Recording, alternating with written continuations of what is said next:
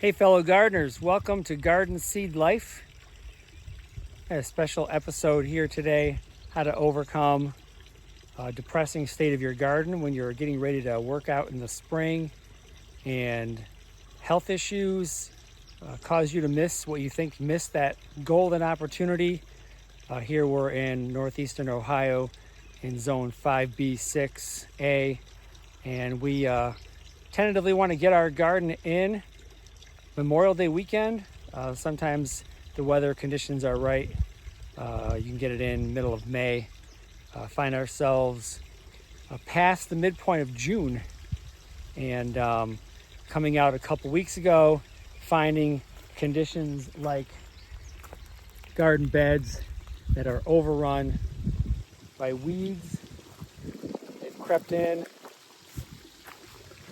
from the surrounding area and got into the bed, and not good. You come out and your plants are doing really well. You started them from seed and you've been able to water them and keep them fed, and you get out there and you just look at the condition of the weeds. Super tall. Some of them have gone to seed, and very challenging looking situation. But do not despair. It's never too late to redeem your garden. You can always pull something out. Middle of June is really not that bad. One of the first things I wanted to get in was peppers, because they take a little bit longer in the season for the fruit to ripen and for the fruit to bear. Tomatoes are a little bit more forgiving as far as you have warm temperatures. The peppers do like the days to be hotter. So getting those in early is, you don't want to do that too early in May, but getting them in early in June is definitely not a problem. Getting the tomatoes in, the days to maturity with most of your tomato varieties is very forgiving with a late start. You were going to get into your heirloom varieties where the days to maturity is on the higher scale, and you do need to be looking at those sort of details when you're thinking about what am I going to get and how many days before my last frost. Definitely need to look at all those sorts of things when you're getting your seeds selected. If you can forecast challenges, but definitely it's beneficial to start several varieties. So what I have here in this bed is the sister to the bed we just looked at. It looked the same way just a couple days ago, and found out that when I went around behind there, I was able to just grab clumps of weeds and just pull them out. I had a wheelbarrow nearby, and I just threw them in the wheelbarrow, dumped them out in the woods. Very beneficial for me to just be able to do that over the course of time and just compost down. But going through the bed itself, I had cardboard placed over many of the beds. As you can see, the bed back over here, we'll look at that in a second, has cardboard over it. I've got cardboard over a couple beds in the back here. All the beds that I was able to kind of redeem, I had cardboard on these beds and was able to pull the cardboard off. I had weeds growing all around the walkways. I still have some here. I figure I can get the bed prepared, get the plants in, and then worry about cleaning up the aisleways, putting in some more wood chips or something to clean that up and keep the weeds from dropping seeds and spreading back into the garden. However, once you start pulling some of the weeds out, it definitely lifts your spirits.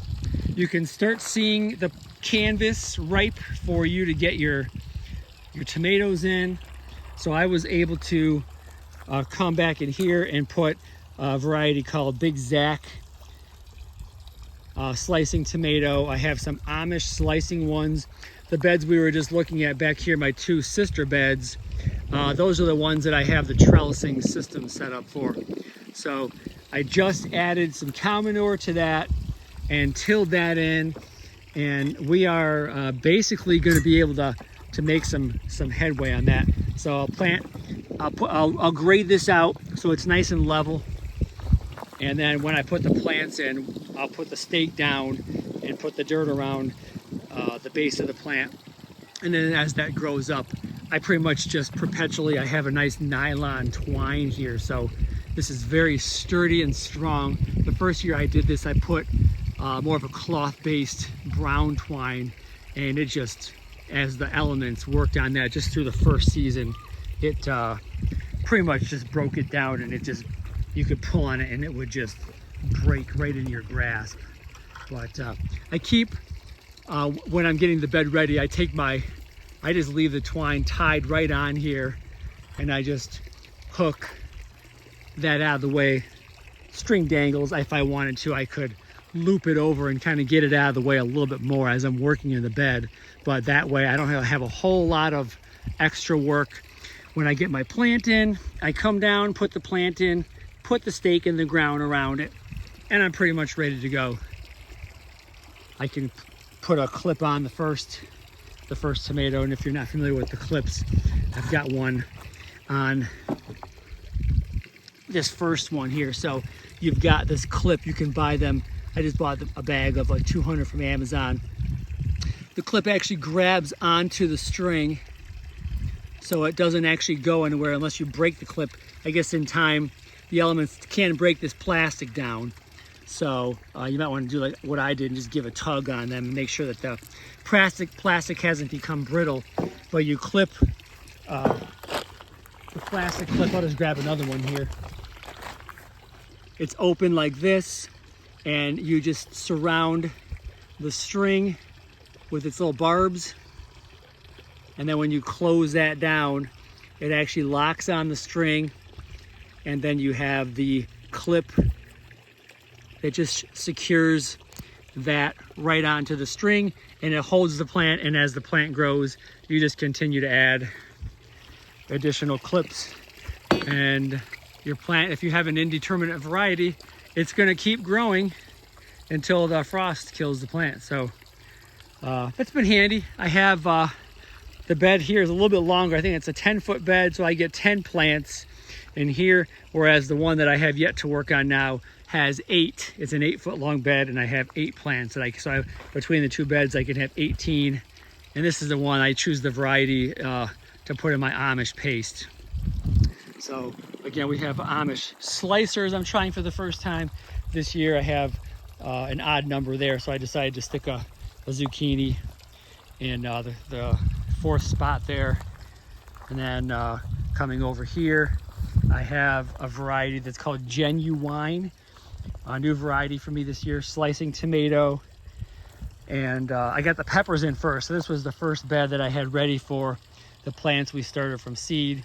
A few different varieties. I just kind of put some sticks in there so I know that these are peppercini. The ones in the middle are banana peppers, and then I have some poblanos going around the outside there. So a little spot for Ego, my new tool that helps me, my little cultivator, helps me get my work done.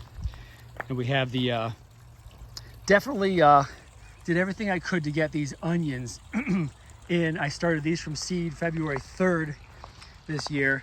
Some of them are doing quite well. Very pleased to see the nice base in there forming a good bulb. This bed, after I put these in, and I have a Patterson variety, the white ones are looking rather impressive here also. The whole bed was overrun with weeds. The weed that crept in there, I think there's still some on the ground. This weed here, grass and other varieties, crept in and just swept through the entire bed. Little laborious process, but I was able to work through there meticulously and got all the weeds out, and have since gone through and continue to pick out the smallest blades of grass and other things that want to go in there. For some reason, I haven't made myself put some weed control in here other than just some dead leaves, which I put in when I put the onions in the ground. But once I got the weeds cleaned out of there, felt a lot better about that. The ones on the side here, they may be a bunching onion, scallion, but those were still in the tray. a month after putting these ones in, I finally was able to get through my bronchitis and got out here and got these last row of onions put in. So keep at it, keep your spirits up. Don't let frustration or the condition, the weeds creep into our minds just as much as they do creep into our gardens. There's the genuine. I had a couple more of those that I stuck in over here, and the Marzanera. I have several more of those on the deck in my pots that I've got to get in. This is a sauce tomato variety that I had not tried before either. So they were I've buried those into the ground 8 to 10 inches. So that was a rather tall plant. This has got about a foot that's sticking out of the ground right now. So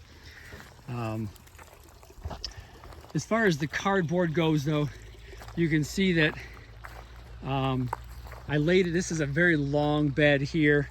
I have tried several different things here. I did the Three Sisters, where I've had corn growing in the middle, and I've done squash and things around the perimeter with beans in there. The whole back section of the garden, I have an area of wildflowers. My manure pile was in this area last year, and it's been overgrown with weeds, but it won't take a whole lot to come through here and grab the weeds and clear this area out. I will put that off till last because I'm not really sure what I'm going to grow in here, as long as I can try to keep too many things from reseeding in the process. But the ones around the perimeter, I'll leave the cardboard in place. You can see that there's even like grass seed that's laying on top of the cardboard. I'll leave the cardboard in place, pull the weeds, and then carefully lift the cardboard out. And before you know it, I'll have this bed cleaned out. So just wanted to show you where I'm at. And definitely don't give up if things kind of get a little overwhelming. Even if you get a few plants in, you plant some things in some pots on the patio, whatever you do, whatever you can accomplish, hang in there. And it's definitely rewarding when you see the growth in your tomato, pepper, zucchini, your beans, cucumbers, whatever's your passion. Even if you have some flowers that pop up in your garden. These are some perennials we sprinkled when we laid out this format of our garden with the raised beds in 2020. We took that area right there, and I had never really done perennial garden before. Decided to just stick some seeds there, and I'm definitely glad that I did, because they really brightened up the area back here. You can see even I have my little fish pond here. They're swimming around. They're all happy now, and some of those flowers have spread around the perimeter of the little fish pond here. So that's where we're at, June 20th, 2023. Thanks for being patient, waiting for me to post another video. I'll get some more out there, and happy gardening, everybody.